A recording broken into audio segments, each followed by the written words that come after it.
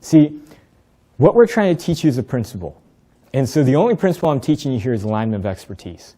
And I'm going into every idea in human history, whether it's actual government, whether it's martial arts, whether it's anywhere, at work, the family, it's all the same. And all of the greatest minds have come to the same conclusion. And so Bruce Lee, he had this unique way of fighting. What was Bruce Lee's unique way of fighting? He didn't have a way. He took the best out of anything he could find and he used it, right? But actually his idea was he had to teach people not to think. He had to get rid of the thinking mechanism and tell them, look, you have to practice observing. And when you observe and you can quickly see what's there, you will react quicker than you could ever do if you were thinking. And so his whole idea was people, when they get in a fight and someone throws a punch, their natural reaction is to do what? Block it. But Bruce Lee actually brought into the idea, why are you trying to influence or control the other person? The more efficient way is to do what? Let nature take its course, move with the individual, and then you're going to use his force to bring him down. So his idea was, you don't block anybody, you let harmony and you let nature run its course. And it's amazing what he did. He calls it the principle of wu-wei, the principle of non-action.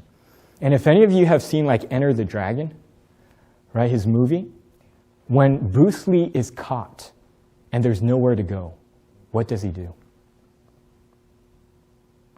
He sits down and meditates. He realizes life only goes how many ways? One way. And as a leader, he's quick to accept whichever way it goes. So he becomes very what, like we talked about in the first hour, if you were here. He becomes very observant. And I'll give you an idea. A lot of my staff, I don't get flustered too many times. And they always tell me how amazed they are at why I never get flustered at things. And I told them why I used to, quite a bit. But when I finally realized what I was teaching is that everything happens for a reason, then I start to realize. And it was just like this morning. I was kind of getting a little flustered because my wife was a little late. Dean calls me, says, you need to get here early because we need to make sure everything's set up right. And I'm looking at the time. I'm thinking, we're not going to get there when I told him I would. But then I thought, but that's the way it needs to be. My wife being late is not an accident. Maybe it's better if I'm late. So I say, okay, I'm okay. Relax, do the things I need to do, and then whenever she gets ready, I'll be ready to take off, right? No matter who tells a leader something, they always are observant to what's going on. So even if a person who's very ignorant comes up to them and says, you know, I don't like how you said that, what's the leader going to do?